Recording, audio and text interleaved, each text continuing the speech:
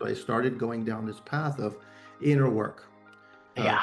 transformation work, Hmm. growth, understanding myself and healing and understanding how my past had shaped me, the fears that were running me, the patterns that I was stuck with that I didn't know about, Yeah. from a young age. So what happens is Vinny, the things we go through, the experiences, whether they're good or bad, they stay with us. And the bad ones stay with us the Mm. most because the mind is Yes. fear focused and doesn't want us to So fail, true. doesn't want us to be Mhm. rejected, it doesn't want us to look bad.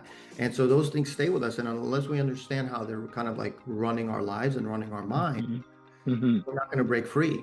And every day is going to Yeah. feel like a repeat of the last day. It's because our patterns are wired and Yeah. the mind runs on loops, on automated systems. The mind is Mhm. constantly trying to conserve energy because the brain is the most energy taxing organ in the body. And Mm. as a survival mechanism, our ancestors didn't have a lot of food, so they couldn't Yeah. spend a lot of time thinking about things. Everything just became automated. And that's why time goes by and people don't change very much, or they keep struggling with the same areas, or they keep attracting the same people and the same problems. It's all because Yeah. the mind is wired in these automated patterns that run us. So once I uncovered that, once I kind of broke free and understood how I'm wired and how the human mind works, I was Mhm. able to start moving forward with velocity. So I was able to finally launch a business. And since then, I've launched numerous businesses. So I started doing the work in like mid 2000s. I was in my early 30s back then.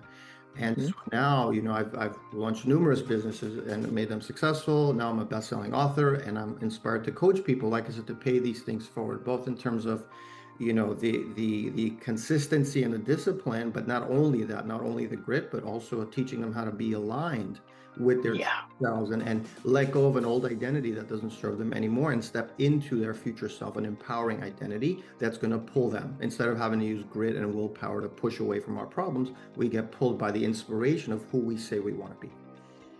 I love that. Love that. It's fabulous. Let me ask you a question. Like, what are three things one can do to leave the past in the dust? I always say that you can't change last 30 seconds, even 1 second, whatever happens. So, how does the brain, what can we do to get us delinked and then look into present and future?